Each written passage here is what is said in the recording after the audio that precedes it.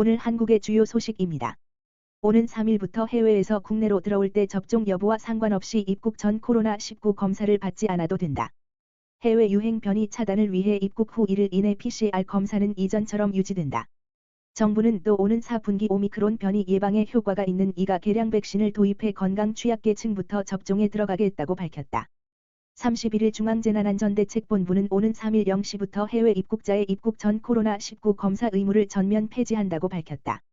기존에는 입국 전 48시간 이내 PCR 또는 24시간 이내 신속항원 검사에서 음성이 나온 확인서를 내야 했다. 대신 입국 후 1일 이내의 PCR 검사는 유지한다. 내국인과 장기 체류 외국인은 보건소에서 무료로 PCR 검사를 받을 수 있고, 단기 체류 외국인은 공항검사센터 또는 의료기관에서 자부담으로 검사를 받아야 한다. 바이든 행정부의 중국 수출 금지 통보로 대중국 수출에 직격탄을 맞은 미국 반도체 제조업체 엔비디아가 해명에 나섰다.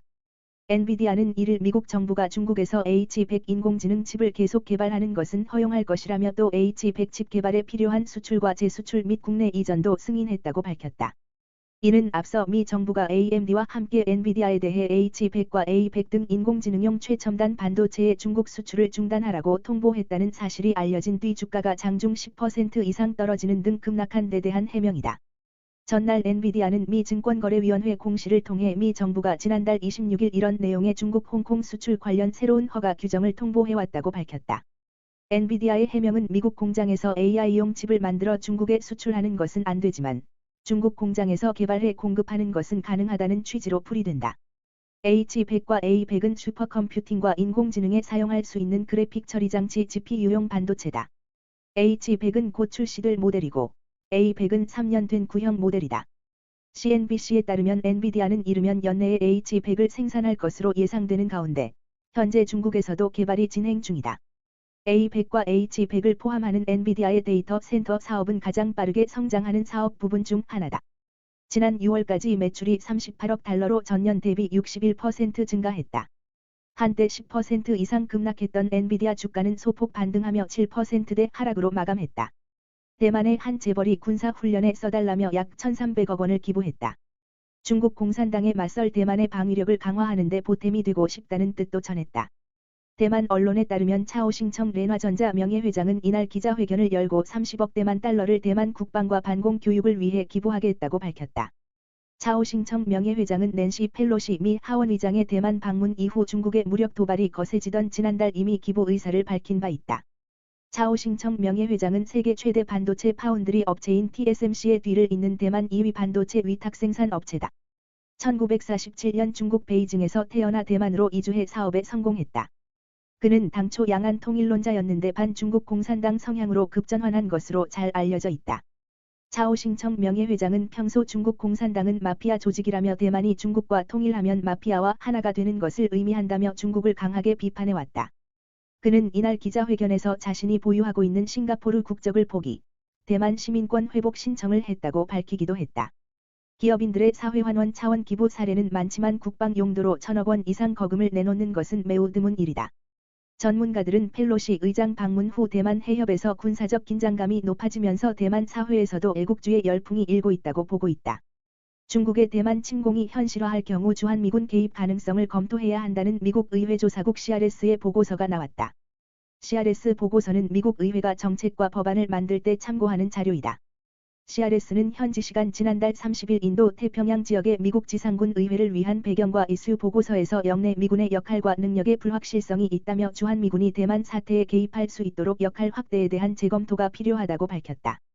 보고서는 한국이나 일본과 달리 미국은 대만에 의미 있는 주둔군을 두지 않고 있으며 상호 안보 협정도 맺지 않았다면서 대만의 지리적 위치와 중국 본토와 근접성, 모호한 안보 공약을 고려할 때 미국 지상군의 역할에 대해 상당한 불확실성이 존재한다고 지적했다.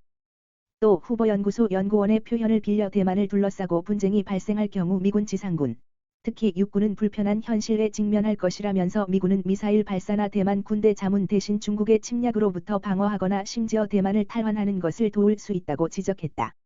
보고서는 인도 태평양 지역의 미국 지상군 기본 역할을 전투작전, 억제, 안보군 지원, 인도적 지원 등 4가지로 정의하고 있다.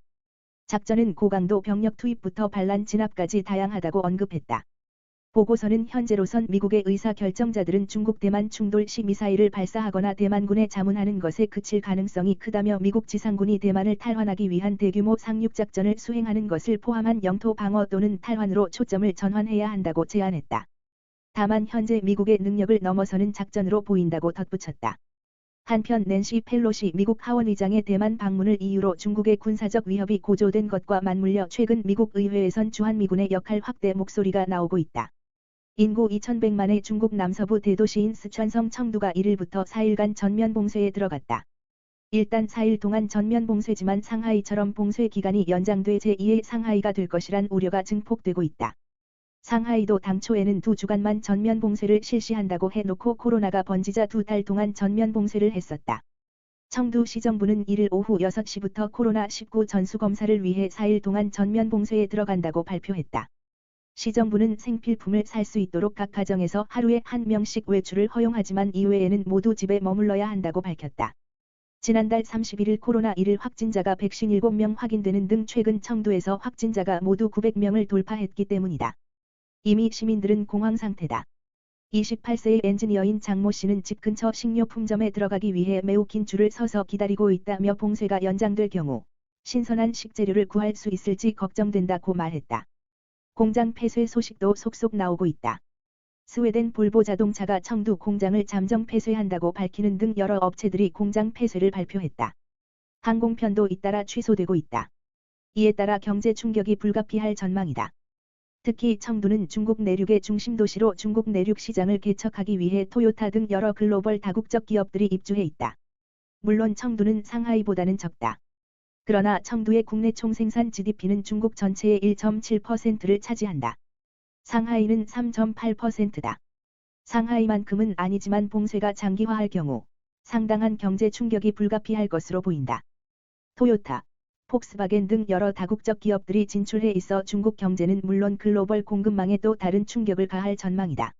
미국의 인플레이션 감축법 IRA에 따른 한국 전기차의 불이익 해소가 한미 간 현안으로 부상한 가운데 조 바이든 미국 대통령이 전기차의 미국 내 생산을 재차 강조하고 나섰다. 이에 따라 미국 정부가 미국 내에서 생산된 전기차에 대해서만 보조금을 지원하고 한국산 전기차는 대상에서 제외하는 차별 문제 해법 찾기가 장기화하는 게 아니냐는 우려가 커지고 있다. 앞서 미국 의회는 지난달 12일까지 미국 내 생산 전기차에 한 해 최대 $7,500의 보조금을 지급하는 내용이 포함된 IRA를 처리했고, 바이든 대통령은 지난달 16일 이 법안에 서명한 뒤 공포했다. 미국 내 전기차 시장 점유율 2위인 현대차그룹이 생산하는 전기차는 현재 전량 한국에서 만들어 미국으로 수출하기에 한국으로선 IRA 발효로 직격탄을 맞은 셈이다. 이에 한국에선 국회 대표단과 정부 합동대표단이 최근 미국을 방문해 미 정부 및 의회와 이 문제를 협의한 데 이어 조만간 안덕근 통상교섭본부장과 이창양 산업통상자원부 장관도 워싱턴 DC를 각각 찾아 고위급 협의를 이어가는 등 총력 대응할 예정이다. 전날 하와이에서 열린 한미 안보실장 회담에서도 김성한 대통령실 국가안보실장이 제이크 설리번 백악관 안보보좌관에게 이 문제를 제기했고, 미 측은 NSC 차원에서 이 문제를 검토하기로 했다. 정부는 현대차그룹이 추진 중인 조지아주 전기차 공장이 완공되는 2025년까지 해당 법 조항 시행을 유예하고 전기차 보조금 지급 대상을 결정하는 최종 조립국의 자유무역협정 FTA 체결 국가도 포함하도록 IRA를 개정하는 것을 목표로 삼는 것으로 알려졌다. 미 측은 한국 측의 문제 제기에 대해 이해를 표명하며 문제 해소를 위한 양국 간 협의에 협조적인 모습을 보이고는 있지만 바이든 대통령의 이날 성명에서 전기차의 미국 생산을 거듭 강조한 것에서 보듯 상황은 녹록지 않아 보인다. 오는 11월 중간선거를 앞둔 바이든 대통령으로선 상대적으로 미국의 이익이 줄어들 수 있는 IRA 법 개정을 공식적으로 거론하기가 쉽지 않을 것이라는 관측이 많다. 게다가 IRA는 입법 사안이어서 미 행정부로서도 한계가 있다. 최근 정부 대표단이 미 상원과 별도로 접촉한 것도 이런 점을 감안한 행보였다. 따라서 바이든 정부가 동맹인 한국의 입장을 중시하는 기조를 고려하더라도 사태 해결은 적어도 중간선거가 치러지는 11월 이후 혹은 내년 1월 새로운 미 의회가 출범한 이후로 미뤄질 가능성이 작지 않다는 전망이다. 전임 문재인 정부에서 임명된 이정희 국민권익위원회 부위원장이 사의를 표명했다. 1일 권익위 등에 따르면 이 부위원장은 전날 권익위에 사직서를 제출했다. 이 부위원장의 임기는 2024년 1월까지였다. 현재 권익위는 전현희 위원장에 대한 감사원의 감사 및 여권의 사퇴 압박을 받고 있다. 이에 대해 전 위원장은 표적 감사라며 강하게 반발하고 있다. 전 위원장의 임기는 내년 6월까지다. 이 부위원장이 사의를 표명하면서 문재인 정부에서 임명된 전 위원장과 안성욱 부위원장 겸 사무처장, 김기표 부위원장 겸 중앙행정심판위원장의 거취에 관심이 쏠린다. 안 부위원장의 임기는 2024년 6월, 김 부위원장의 임기는 내년 1월까지다. 서해 공무원 피격 사건을 둘러싼 기록 삭제 조작 의혹을 수사하는 검찰이 1일 대통령 기록관을 압수수색해 당시 청와대 문서 확보에 나섰다. 탈북 어민 강제 북송 사건과 관련해 이미 청와대 문서 사본 일부를 확보한 검찰은 두 사건의 핵심 피의자 소환을 위한 채비를 끝내가고 있다. 서울중앙지검 공공수사 1부는 이날 오전 세종시 대통령 기록관에 검사와 수사관들을 보내 관련 문건을 확인하고 있다. 검찰은 해양수산부 공무원 이대준 씨가 2020년 9월 22일 북한군에 피살됐을 당시 문재인 정부 고위층이 첩보 관련 보고서나 감청 정보 등을 무단 삭제하고 이대준 씨가 자진 월북한 것으로 조작하도록 지침을 내린 의혹을 수사하고 있다. 이날 압수수색은 이런 의혹을 규명하기 위해 당시 청와대에서 이루어진 의사결정 과정을 확인하는 차원이다. 검찰은 대통령 기록물 중 당시 청와대 등의 의사결정 과정이 담긴 문서를 선별해 열람하는 방식으로 압수수색을 진행한 것으로 알려졌다. 다만 절차가 까다롭고 이대준 씨가 실종되고서 해경이 최종적으로 자진 월북 발표를 하기까지 한 달가량이 소요된 만큼 압수수색 종료까지는 상당한 시간이 소요될 전망이다. 검찰은 지난달 16일 박지원 전 국가정보원장, 서훈 전 국가안보실장, 서욱 전 국방부 장관, 김홍희 전 해양경찰청장 자택 등을 압수수색해 확보한 휴대전화 및 전자매체 포렌식 절차를 종료하고 자료를 면밀히 분석 중이다. 강제 북송 사건을 수사 중인 중앙지검 공공수사 3부는 지난달 26일 대통령 기록관 압수수색을 통해 당시 청와대 의사결정 과정을 재구성할 만한 유의미한 문서 사본을 확보한 것으로 전해졌다. 검찰은 2019년 11월 문재인 정부 청와대 대북 라인 국정원 등이 동료 선원 16명을 살해한 것으로 추정되는 탈북 어민 2명의 합동 조사를 법적 근거 없이 조기 종료시키고 귀순 의사에도 북한에 강제로 돌려보낸 의혹을 수사 중이다. 수사팀은 각종 증거물과 법률 검토를 거쳐 귀순 목적과 귀순 의사, 귀북 의사는 서로 구별되어야 한다는 내부 판단을 내린 것으로 알려졌다. 당시 선원들이 북한으로 돌아가겠다는 의사를 명확히 하지 않았다면 강제로 북한으로 돌려보낸 것은 위법이라는 판단 근거를 내부적으로 확립했다는 의미다. 서해 피격과 강제 북송 두 사건과 관련해 지금까지 참고인 등을 100명 이상 소환한 검찰은 압수수색에서 확보한 자료 검토를 마무리한 뒤 당시 의사 결정을 주도한 문재인 정부 대북 안보 라인 주요 피의자 소환 조사 단계로 나아갈 것으로 전망된다. 성상납 의혹 등으로 당의 징계를 받은 이준석 전 국민의힘 대표에게 경찰이 소환을 통보한 것으로 전해져 사실 무근을 주장해 온 이준석 전 당대표가 의혹을 털어낼 수 있을지 주목된다. 1일 서울경찰청 반부패 공공범죄수사대는 이준석 전 당대표에게 소환을 통보하고 출석 일정을 조율 중인 것으로 전해졌다. 앞서 이준석 전 당대표는 김성진 아이키이스트 대표에게서 성상납 등 여러 차례 접대를 받았다는 의혹이 제기된 바 있다. 다른 사건으로 구속 수감돼 있는 김 대표는 경찰 조사에서 박근혜 당시 대통령에게 줄을 대고자 이준석 전 당대표에게 2013년 2차례 성상납하는 등 2015년까지 여러 차례 접대하고 명절 선물까지 줬다고 진술했다. 성상납이 알선수재죄 혐의는 공소시효 7년을 넘긴 상태이지만 김 대표가 이준석 전 당대표에게 마지막으로 명절 선물을 줬다고 주장한 시기인 2015년 9월 23에서 25일을 기준으로 하면 공소시효는 20여일 남아있다. 또 경찰은 이준석 전 당대표가 김철근 전 당대표 정무실장을 시켜 성상납 의혹을 제보한 아이키이스트 직원에게 7억 원 각서를 써주는 대신 성상납은 없었다는 취지의 사실 확인서를 받았다는 의혹도 들여다보고 있다. 앞서 김 전 실장은 지난 4월 입건돼 피의자 신분으로 경찰 조사를 받았다. 이준석 전 당대표는 성상납 의혹 등에 대해 사실무근을 주장했다. 그러나 국민의힘 중앙당 윤리위원회는 그에 대해 당원권 정지 6개월이라는 징계를 내린 바 있다. 이에 앞서 강용석 변호사 등이 운영하는 유튜브 채널 가로세로 연구소는 지난해 이준석 전 당대표가 2013년 성접대를 받았다고 주장하며 국민의힘 윤리위에 이준석 전 당대표를 제소했다. 최근 광주 시민 10여 명 중 대부분은 대선 패배 뒤 한동안 정치 뉴스를 보지도 않았다고 했다. 광주가 84.82%라는 몰표를 몰아줬음에도 민주당이 정권 재창출에 실패하자 정치적 무력감이 도시를 삼켰다는 것이다. 광주의 실망감은 극단적인 투표율 변화로 이어졌다. 일종의 정치적 보이콧이었다.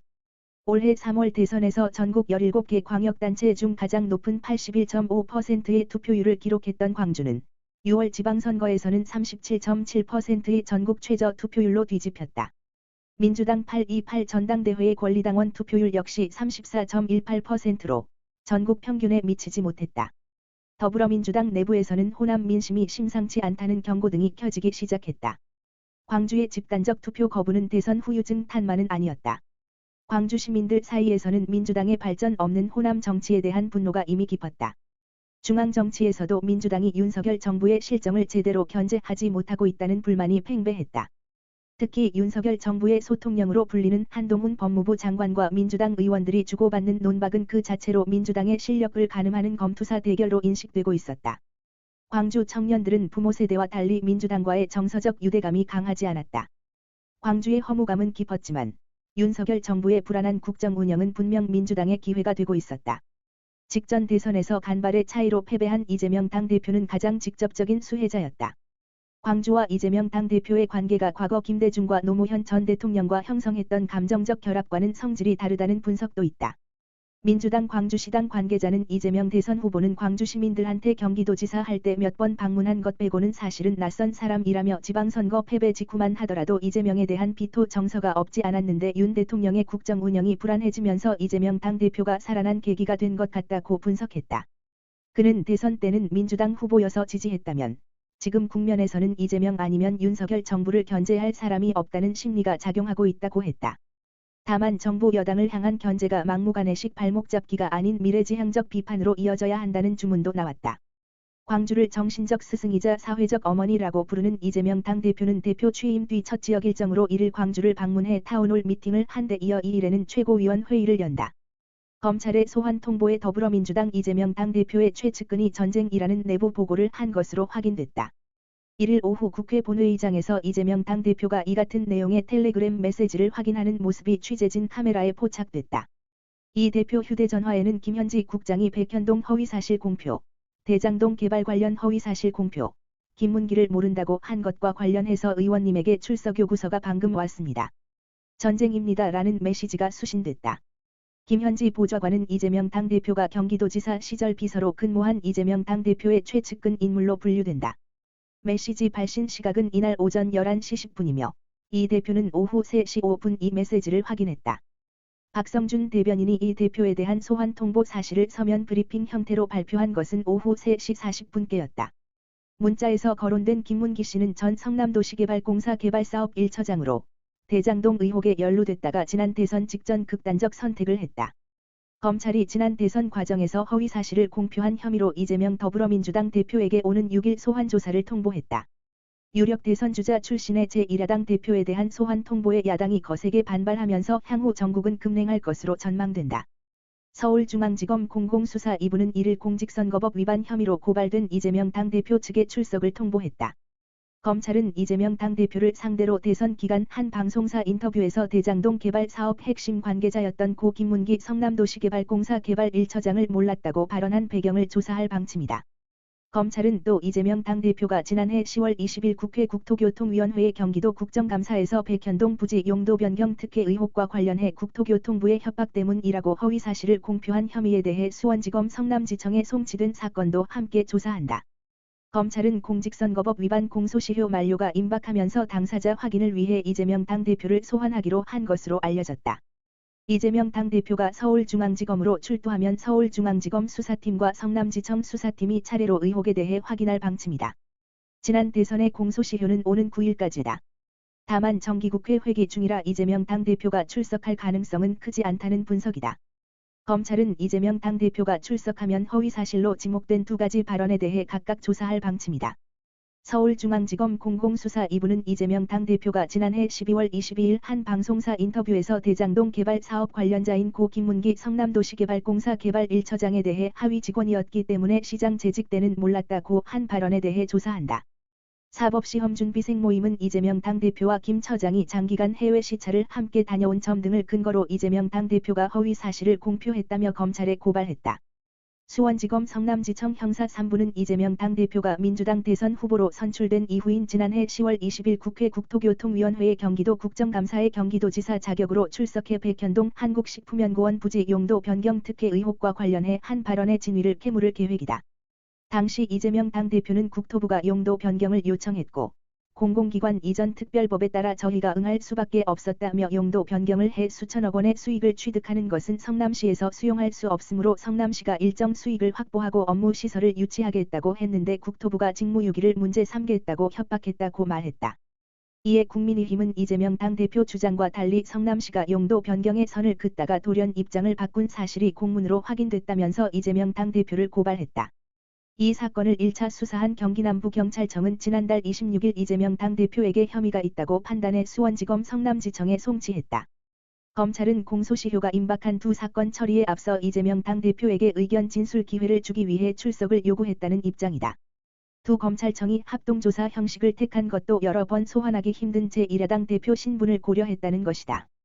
민주당 박성준 대변인은 이날 국회 브리핑에서 검찰이 터무니없는 이유로 이재명 당대표에게 소환을 통보했다며 도저히 납득하기 어려운 소환 요구라고 밝혔다. 박 대변인은 윤 대통령과 경쟁했던 대선 후보이자 제1야당 대표에 대한 정치 보복, 야당을 와해하려는 정치 탄압에 대해 민주당은 물러설 수 없다며 민주주의를 훼손하려는 윤석열 검찰공화국의 정치 보복에 강력하게 맞서 싸울 것이라고 강조했다. 이재명 당대표 측은 이날 검찰의 소환 통보에 응할지 여부를 결정하지 않은 것으로 알려졌다. 다만 현재 민주당 내부적으로는 검찰 소환에 응하지 않을 가능성이 큰 것으로 관측되고 있다. 진중권 전 동양대 교수는 이재명 더불어민주당 대표 측이 검찰 소환을 전쟁으로 표현한 데 대해 사법적 게임이 아니라 힘의 게임으로 만들겠다는 의지를 표명한 것이라고 지적했다. 진 전 교수는 이건 원래 사법적인 게임으로 사실과 증거에 따라서 기소하고 변호하고 그에 대해 판사가 판결을 내리는 것이라며 이같이 밝혔다. 그는 개인적 문제로 처리해야 할 것을 앞으로 당이 나서 사법적인 문제를 정치적인 문제로, 사법의 평범한 일상을 전쟁으로 만들겠다는 의도라며 민주당이 야당 대표의 정치적 발언을 사법적 판단에 넘기겠다. 황당하다고 했다. 민주당 대변인의 발언이야말로 진짜 황당하다고 꼬집었다. 앞서 박성준 민주당 대변인은 이날 브리핑을 통해 검찰이 터무니없는 이유로 이재명 당대표에게 소환을 통보했다며 사정기관의 주장이 잘못됐음을 입증하는 사실이 확인됐음에도 묻지마 소환을 자행하고 있다. 김건희 여사와 관련한 사건 등은 줄줄이 무혐의 처분하면서 야당 대표의 정치적 발언은 사법적 판단에 넘기겠다니 황당하다고 말했다. 이를 두고 진 전 교수는 이게 야당 대표의 정치적 발언이냐며 이재명 당대표가 국토부에 백현동 인가를 내줄 때 강요를 받았다고 한 건 거짓말이다. 이것을 정치적 발언에 대한 표현의 자유 탄압인 것처럼 지금 거짓말을 하고 있다고 주장했다. 이어 앞으로 이런 말도 안 되는 얘기를 계속 국민이 듣게 될 것이라며 이는 조 전 법무부 장관 사건의 시즌2가 시작되는 것이다. 그때 얼마나 피곤했는가. 또 시작이다라고 비판했다. 진 전 교수는 민주당이 이것을 합법적으로 풀려면 몇 가지 방법이 있다면서 이재명 당대표가 검찰 조사를 받지 않는다는 특별법 제정하거나 이재명 당대표에게 적용된 혐의인 직권남용, 뇌물수수, 제3자 뇌물죄 등을 폐기하라고 했다. 그는 억울하다면 검찰 조사를 받아 혐의를 벗으면 되지 이것을 전쟁이니 탄압이니 이렇게 얘기하는 게 우습다고 비아냥댔다. 전쟁이라는 표현은 이재명 당대표의 최측근인 김현지 보좌관이 보낸 문자에 담겼다. 이재명 당대표가 이날 오후 국회 본회의장에서 의원님 출석 요구서가 방금 왔습니다. 전쟁입니다라고 적힌 김 보좌관의 문자를 보는 모습이 취재진 카메라에 포착됐다. 이는 수원지방검찰청 성남지청은 지난해 10월 18일 국회 국토교통위원회의 경기도 국정감사 당시 이 대표 발언에 따른 국민의힘 고발 건과 관련해 이재명 당대표에게 오는 6일 소환을 통보한 데 따른 것이다. 당시 경기도지사였던 이재명 당대표가 성남 백현동 옹벽 아파트 개발 의혹 사건과 관련해 백현동 용도 변경은 국토교통부 협박 탓이라고 하자 국민의힘은 허위사실 공표로 인한 선거법 위반 혐의로 경찰에 고발했다. 여야는 이를 일시적 두 주택자와 고령자, 장기 보유 한 주택자 등에 대한 종합부동산세 부담을 완화하는 내용의 법안을 처리하기로 합의했다. 종부세 부과 기준선인 특별공제액을 놓고는 합의에 이르지 못해 반쪽 합의로 남게 됐다. 국회 기재위 여야 간사를 맡고 있는 국민의힘 류성걸, 더불어민주당 신동근 의원은 이날 오전 국회에서 만나 이같이 합의했다고 밝혔다. 여야가 합의한 종부세법 개정안은 상속 등에 따른 일시적 두 주택 등은 주택수 계산에서 제외하고 고령 및 장기 보유 한 주택자는 종부세 납부를 연기하는 것이 핵심이다. 지난 대선에서 윤석열 대통령과 이재명 민주당 당대표 모두 이 같은 방식의 종부세 완화를 주장했다. 종부세법 개정안은 이날 오전 11시 기재위 전체 회의와 법사위를 거쳐 오후 본회의에서 처리될 전망이다. 다만 공정시장가액 비율 및 특별공제 금액 설정 등 내용이 담긴 조세특례제 한법 개정안은 처리에 합의하지 못하고 추후 논의를 이어가기로 했다. 민주당 원내 관계자는 일단 일시적 다주택자, 고령자 납부 유예 건만 오늘 먼저 처리하고 부과 기준은 나중에 얘기하기로 했다고 했다. 윤석열 정부가 1세대 한 주택자의 종부세 부담을 덜기 위해 부과 기준을 올해만 공시가격 11억 원에서 14억 원으로 상향하는 특례를 도입하자고 제안했으나 금액에 대한 여야 이견차 때문에 합의에 이르지 못한 것이다. 협상 과정에서 국민의힘이 기준선인 특별공제액을 12억 원으로 내리자는 절충안을 제시했지만 민주당이 공정시장 가액 비율을 손봐야 한다고 주장하는 등 여야가 내내 평행선을 달렸다. 현대자동차그룹 신차 출고 대기 기간이 줄어들기는커녕 길어지고 있다. 반도체 수급난이 올 하반기엔 해소될 것으로 기대했지만 예상보다 늦어지고 있기 때문이다. 특히 러시아의 우크라이나 침공 이후 유럽의 에너지 부족과 극심한 가뭄으로 반도체 생산과 운송에 차질이 생겨 신차 출고 대란이 내년 초까지 이어질 것이란 우려가 나오고 있다. 현대차와 기아차의 9월 납품기간 정보 문서에 따르면 대부분 차량 출고 대기 기간은 전월 상황과 비슷하거나 1에서 3개월가량 지연된 것으로 확인됐다. 8월엔 납기가 소폭 줄어들었지만 한 달 만에 도리어 상황이 나빠진 셈이다. 신차 출고가 가장 오래 걸리는 모델은 현대차 산타페 하이브리드 모델이다. 8월보다 2개월 더 늘어난 20개월 이상 기다려야 한다. 지금 계약해도 2024년 5월에나 인도받을 수 있는 것이다. 제네시스와 기아도 마찬가지다. 집이 70의 8월 예상 납기는 12개월이었지만 이번 달엔 15개월로 3개월 늘어났다. 지난달까지만 해도 8개월이면 받을 수 있던 G80도 이젠 10달 이상 대기해야 한다. 소렌토 하이브리드의 예상 납기는 18개월로 지난달보다 1개월 길어졌다. GB80, 스포티지 하이브리드는 출고 대기 기간이 지난달보다 늘어나진 않았지만 계약 후 인도까지 18개월 이상 걸린다. 미니밴 카니발 디젤도 여전히 16개월 이상 걸린다. 현대차 제네시스 기아의 9월 예상 납기가 지난달보다 늘어난 것은 반도체 수급 상황이 다시 나빠졌기 때문이다. 실제 대부분 차량의 납기 지연 주요 원인은 엔진 전자장비를 제어하는 반도체 ECU 공급 부족이다. 때문에 일반 내연기관 차량보다 ECU가 2배 이상 필요한 HB 대부분은 납기가 더 늘어났다. 현대차그룹은 당초 올 하반기 반도체 수급 상황이 개선될 것으로 예상했다. 2분기 이후 반도체 수급 상황이 좋아졌고 덕분에 올 상반기 판매량도 도요타, 폭스바겐에 이어 전 세계 완성차 업계 3위에 올랐다. 기아 자동차 부사장은 2분기 실적 발표 컨퍼런스 콜에서 하반기에는 반도체 수급난이 말끔히 사라지지는 않아도 개선될 것이라고 밝혔다. 전문가들은 현대차그룹의 반도체 수급처 대부분이 유럽에 위치한 점을 납기 지연의 주요 원인으로 꼽았다. 현대차그룹은 주로 현대모비스, 보슈, 콘티넨탈, 인피니언, NXP, ST마이크로일렉트로닉스 등에서 반도체를 공급받는다. 현재 유럽 공장들은 러시아가 천연가스 수출을 중단하면서 정상 가동이 어려워졌다. 또 독일의 경우 극심한 가뭄으로 라인강 수위가 내려가면서 공업용수 부족, 화물 운송 감소 문제가 생겼다.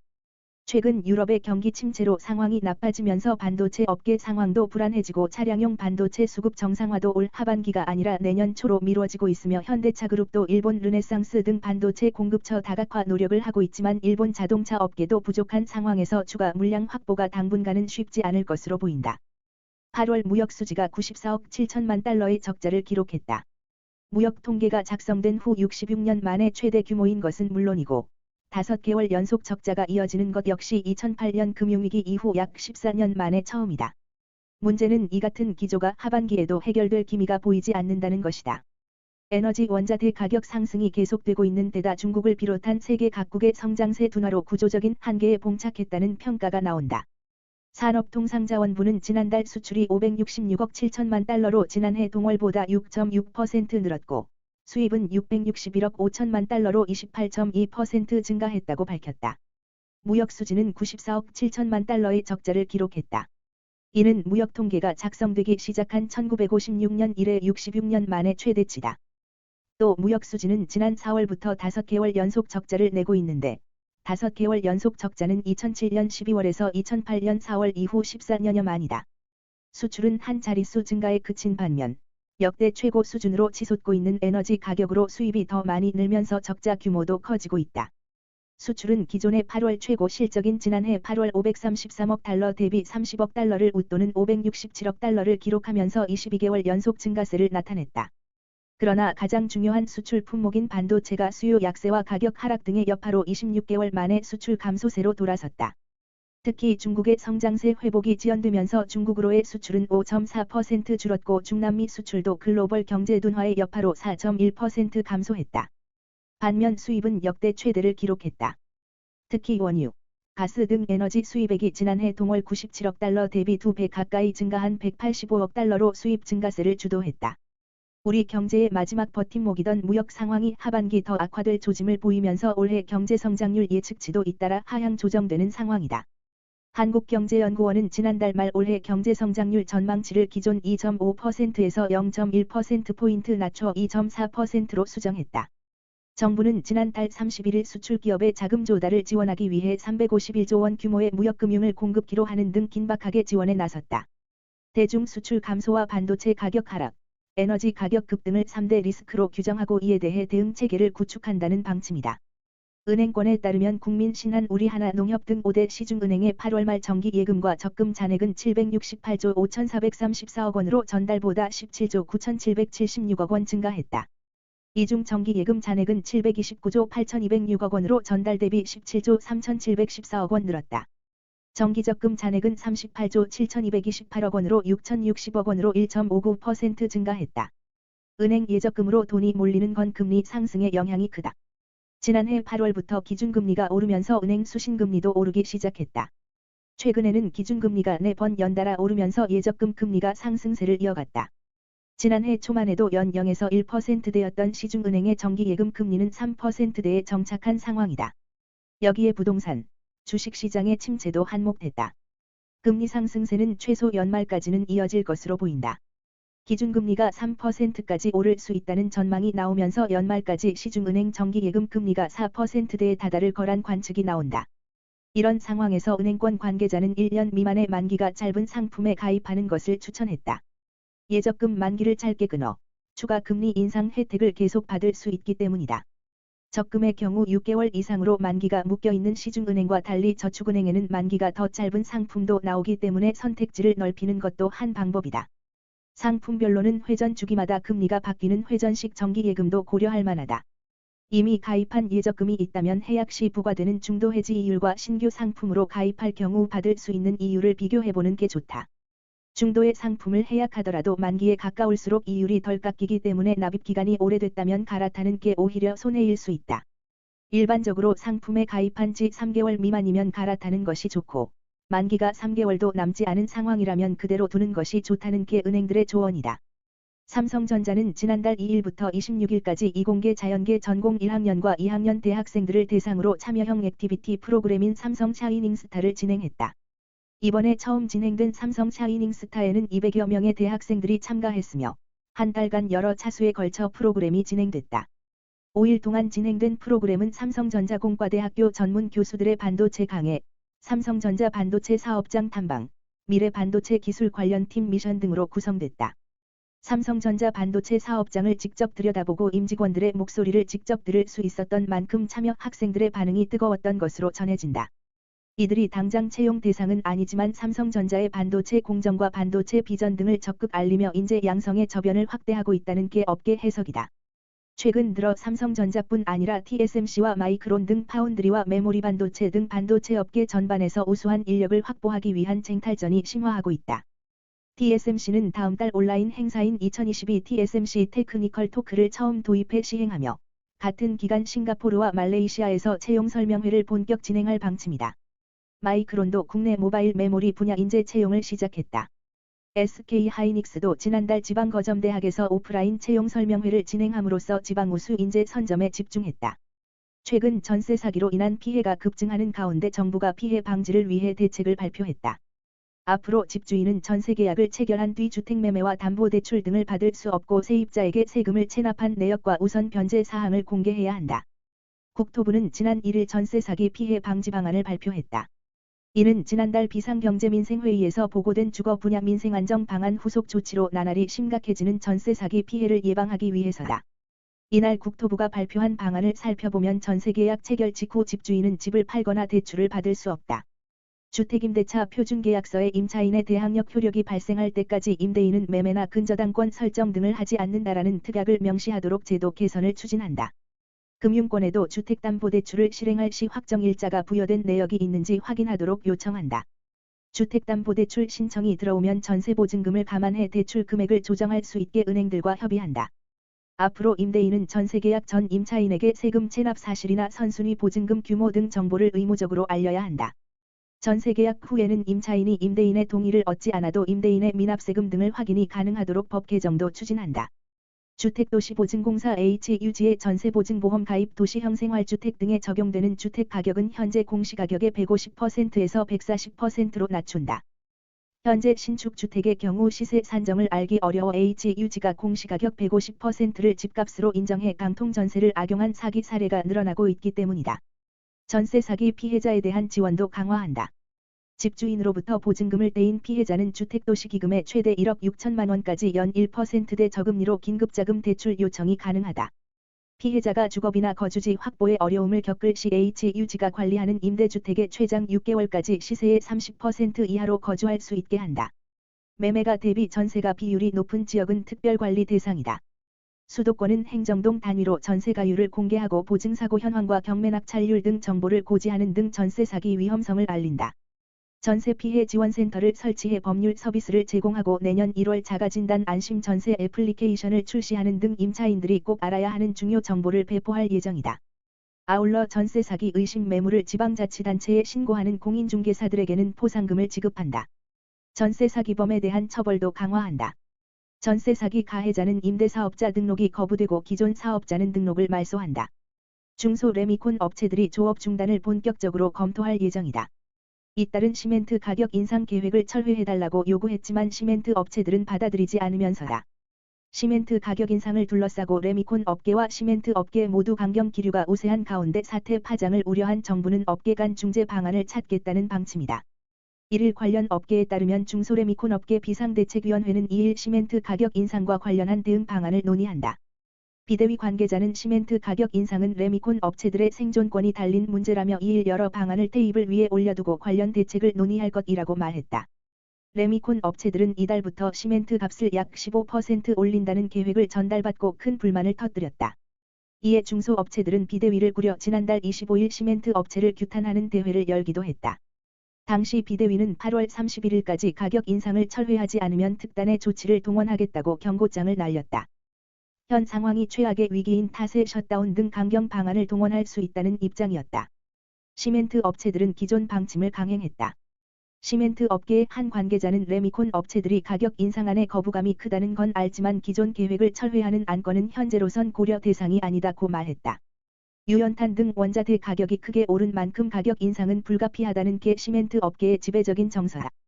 이에 레미콘 업체들이 올 추석 이후께 셧다운에 돌입할 수 있다는 관측이 나온다. 일각에선 당장 전면적 셧다운에 들어가기보다 순차적으로 규모를 확대하지 않겠냐는 예상도 있다. 한 달가량 시간을 더 두고 지켜볼 가능성도 있어 보인다. 통상 레미콘 업체들은 시멘트를 먼저 공급받고 한 달 정도 지나 결제하기 때문이다. 업계 간 강대강 대치 형식을 보이자 사태를 우려하는 목소리도 점차 늘어나는 분위기다.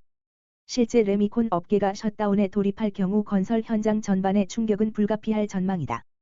주요 건설사들과 관련 단체들이 시멘트 가격 인상에 부정적 의견을 나타내는 것도 이런 배경 때문이다. 정부도 중재 나설 예정이다. 국토부, 산업부 등 관계 부처는 2일 업계 관계자들과 만나 의견 조율에 들어간다. 이달 시행된 건강보험료 부과체계 개편으로 소득 요건이 강화되면서 연 2천만 원이 넘는 국민연금 수급자 2,685명이 건강보험 피부양자 자격을 잃는 것으로 파악됐다. 이들은 이달부터 지역가입자로 전환돼 건보료를 따로 내게 된다. 2일 보건복지부와 건강보험공단, 국민연금공단에 따르면 소득 인정 기준 강화로 27만 3천여 명이 피부양자에서 빠져서 지역가입자로 변경된다. 올해 3월 기준 전체 피부양자의 1.5% 수준이다. 피부양자가 되려면 건강보험 당국이 정한 소득과 재산 기준, 부양요건 기준을 충족해야 하는데 이번 달부터 건보료 부과체계 2단계 개편에 들어가면서 피부양자 자격 요건이 좀 더 까다로워졌다. 재산 기준은 애초 2단계 개편에서 재산세 과세 표준액을 5억 4천만 원에서 3억 6천만 원 이하로 낮출 계획이었으나 최근 주택 공시가격 상승 등의 상황을 고려해 현행 기준을 유지키로 했다. 하지만 소득 기준은 소득세법상 연간 합산 종합과세소득 3,400만 원 이하에서 2천만 원 이하로 대폭 낮췄다. 합산 소득에는 예금이자 주식배당 등 금융소득과 사업소득, 근로소득, 공적연금소득, 기타소득 등이 포함된다. 다만 개인연금이나 퇴직연금 등 사적연금 소득은 빠진다. 이 같은 조치로 가장 충격을 받는 사람은 공적연금소득으로 생계를 구리는 은퇴자들이다. 공무원연금이나 사학연금, 군인연금, 국민연금 등 공적연금으로 매달 167만 원 이상을 수령할 경우 다른 소득이 없더라도 소득 기준을 맞추지 못해 피부양자 자격을 상실하기 때문이다. 국민연금의 경우 보건복지부가 건보 가입자 소득 자료를 바탕으로 별도로 파악한 결과 국민연금 수급액이 연간 2천만 원을 넘어 지역 가입자로 전환되는 피부양자는 올해 2월 기준으로 2,685명으로 나타났다. 이는 소득 기준 강화로 피부양자에서 이달부터 제외되는 27만 3천 명의 1% 미만에 그치지만 앞으로 국민연금 소득이 많아 피부양자에서 탈락하는 은퇴자의 규모는 갈수록 커질 것으로 보인다. 국민연금 제도가 30년을 훌쩍 넘겨 성숙해지면서 수급자가 대량으로 쏟아지기 때문이다. 이에 따라 국민연금공단은 국민연금 수급 예정자들을 대상으로 각 지사를 통해 상담이나 안내장 발송 등의 방식으로 반납과 추후 납부를 해서 국민연금 수령액이 늘어날 경우 뜻하지 않게 건강보험 피부양자에서 탈락할 수 있으니 신중하게 결정해야 한다고 조언하고 있다. 다만 소득요건 강화로 지역가입자로 전환된 이들은 애초 월평균 15만 원의 보험료를 내야 하지만 복지부는 최근의 급격한 물가 상승과 어려운 경제 상황 등을 고려해 보험료 일부를 4년에 걸쳐 첫해 80%에서 2년차 60%, 3년차 40%, 4년차 20% 등으로 계단식으로 경감해 보험료 부담을 줄여주기로 했다. 매장 내 일회용품 사용 규제가 시행된 지 6개월째가 됐다. 오는 11월 24일부터는 일회용 종이컵과 일회용 플라스틱 빨대, 젓는 막대 등이 일회용품 사용 제한 품목에 새로 추가된다. 이처럼 갈수록 강화되는 일회용품 사용 규제에 대한 매장도 대응에 나섰지만 규모별로 온도차가 극명했다. 대형 프랜차이즈 매장의 경우 발빠르게 대응을 마친 상대다. 반면 소규모 개인 매장은 여력 부족으로 대응에 어려움을 토로한다. 더불어 소비자들도 혼란스럽다는 반응이다. 환경을 위한 규제는 필요하다면서도 갈수록 강화되는 규제가 효과가 있는지 의문을 표했다. 앞서 환경부는 지난 4월부터 매장 내 일회용 플라스틱 컵 규제를 시행했지만 현재까지 단속은 실시하지 않고 있다. 환경부에 따르면 오는 11월 24일부터 카페를 포함한 음식점 내 일회용품 사용 규제 범위가 확대된다. 현행 일회용 플라스틱 컵 금지에 더해 일회용 종이컵 플라스틱 빨대 젓는 막대 사용도 금지된다. 이어 오는 12월에 대형 프랜차이즈 카페 3만 8천여 개를 중심으로 일회용 컵 반환 제도도 시행할 예정이다. 아울러 환경부는 그간 유예하던 단속도 재개한다. 지침을 어길 경우 과태료 최대 300만 원이 부과된다. 일회용품 규제에 대해 매장을 이용하는 소비자도 혼란스럽다는 의견이 있었다. 대부분이 환경을 위한 규제에는 찬성이지만 제도의 실효성에 대해서는 의문을 제기했다. 코로나19 시대 하늘의 별 따기가 됐던 국내 골프장의 예약난이 고가 그린피를 내야 하는 곳 위주로 풀리고 있다. 골프 업계에 따르면 골프장들은 대개 3에서 4주 전에 티오프 예약 시간을 받는데 코로나 이후 초과 수요가 발생하면서 예약권을 양도 시장에서 웃돈을 주고 사야 할 정도였다. 성수기인 9월은 이른바 풀부킹의 달이다. 그러나 30만 원에서 40만 원의 그린피를 내야 하는 골프장들은 9월 예약조차도 하루 전에 가능할 때도 있다. 현재 주말 기준 그린피가 14만 원에서 15만 원이면 국내 저렴한 편에 속한다. 내년 하반기엔 가성비 골프장도 예약하기가 한층 더 수월해질 것이란 이야기다. 매년 10개에서 15개 골프장이 신규 오픈하고 있다. 골프장 간 고객 유치 경쟁이 치열해지면 골프장 이용료가 자연스레 내릴 것이란 전망이다. 양도 사이트에서 웃돈을 주고 예약권을 사는 모습도 사라지고 있는 분위기다. 한 양도 사이트 이용자는 골프장 이용료가 1만 원 이상 낮은 양도 게시 건수가 점차 늘어나고 있다라며 이제야 예전 골프 예약권의 양도 관행으로 되돌아가고 있는 것 같다라고 했다. 실제 한 양도 사이트엔 골프장 이용료와 같거나 1만 원 저렴하게 양도한다는 글이 목록 1페이지를 장식하고 있었다. 매크로 프로그램으로 예약을 선점하던 온라인 암표상들도 하나둘씩 사라지고 있다. 얼마 전에 구급 공무원의 월급 명세서가 공개된 적이 있다. 최저임금도 안 된다. 각종 수당은 다 뺀 거 아니냐. 공무원 월급을 둘러싼 갑론을박이 계속 이어지고 있다. 지난달 30일, 정부가 내년도 공무원 임금 계획안을 발표했다. 5급 이하 경우 임금을 1.7% 올리겠다는 등의 방안이 담겼다. 공무원 노조 측은 당초 요구한 7.4%에 훨씬 못 미치자 곳곳에서 집회를 여는 등 반발하고 있다. 노조 측은 업무는 늘어가는데 일할 사람은 줄고 월급은 몇 년째 제자리 걸음이라며 내년도 9급 1호봉 급여는 최저임금에도 미치지 못한다고 주장하고 있다. 반면 일각에선 노조의 주장이 과장됐다는 지적도 나오는데 일할 사람이 줄었다고 하지만 지난 정부를 거치며 공무원 수가 13만 명 가까이 늘었다는 것이다. 또 처우가 그렇게 열악하다면 공무원 경쟁률 수십 대 1이 유지될 수 있겠느냐는 반박이 나오기도 했다. 즉 들어오겠다는 사람들은 얼마든지 줄을 서서 기다리고 있으니 월급이 적어서 일할 수 없다는 사람들은 나가도 좋다는 것이다. 서울 택시난을 해결하기 위해 12월부터 심야 택시에 대한 탄력 요금제를 시행한다. 시간에 따라 최대 40% 할증이 적용될 전망이다. 또 내년부터는 기본요금도 현재보다 1,000원 인상한 4,800원으로 조정하는 방안도 단계적으로 추진할 예정이다. 심야 할증 시간은 당초 오전 0시에서 4시에서 오후 10시에서 오전 4시로 2시간 확대된다. 일률적으로 적용하던 20% 할증률은 20에서 40%로 탄력적으로 운영할 계획이다. 이에 오후 10시에서 11시 및 오전 2시에서 4시는 20% 할증을, 오후 11시에서 오전 2시는 40% 할증을 적용한다. 택시 요금은 지난 2019년 조정됐지만 코로나19 확산에 따라 택시 영업수익은 감소됐다. 물가 상승, 연료비 증가, 최저임금 인상 등 택시 운송 비용에 미치는 영향이 크게 증가한 탓이다. 지난해 택시의 운송 원가를 분석한 결과 한 대당 19.3% 발생하는 것으로 분석되었다. 택시 운송 비용을 최대한 보전하면서 단거리 승차 거부를 완화하기 위해 기본요금을 1,000원을 인상하는 안도 마련했다. 기본요금 조정안에 따르면 기본요금은 현행 3,800원에서 4,800원으로 1,000원 이상 되며 기본 거리는 현행 2,000m에서 1,600m로 400m 감소한다. 거리당 요금은 현행 132m당 100원에서 131m당 100원으로 거리가 1m 감소할 전망이다. 시간당 요금은 현행 31초당 100원에서 1초 감소한 30초당 100원으로 조정할 것으로 예상된다.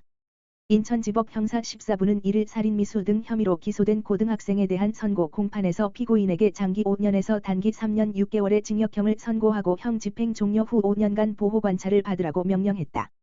소년법에 따르면 범행을 저지른 만 19세 미만의 미성년자에게는 장기와 단기로 나눠 형기의 상하한을 둔 부정기형을 선고할 수 있다. 앞서 피고인은 지난 4월 13일 인천에 있는 직업전문학교에서 교사를 흉기로 찔러 살해하려 하고 동급생 2명을 다치게 한 혐의로 구속 기소됐다. 교사는 가슴과 팔 등을 다쳐 인근 병원으로 옮겨졌으며 피고인을 말리던 동급생 2명도 손을 다쳐 전치 사주의 진단을 받았다. 사건을 저지른 학생은 사건 당일 고등학교 3학년을 대상으로 위탁 교육을 하는 이 직업전문학교에서 게임 콘텐츠 관련 수업 중 잠을 자다가 이를 발견한 교사가 꾸짖자 교실 밖으로 나가 인근 가게에 가서 흉기를 훔쳤다. 이후 수십 분 뒤 교실로 돌아와 범행한 것으로 조사됐다.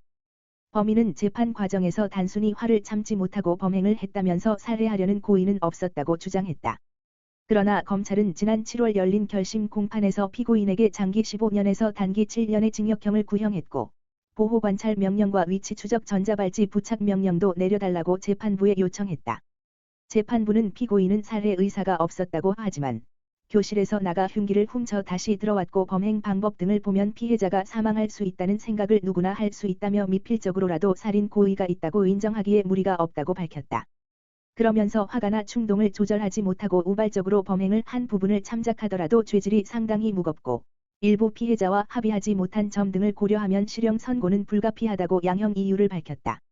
오늘도 시청해 주셔서 감사합니다. 구독과 알람 설정 부탁드립니다.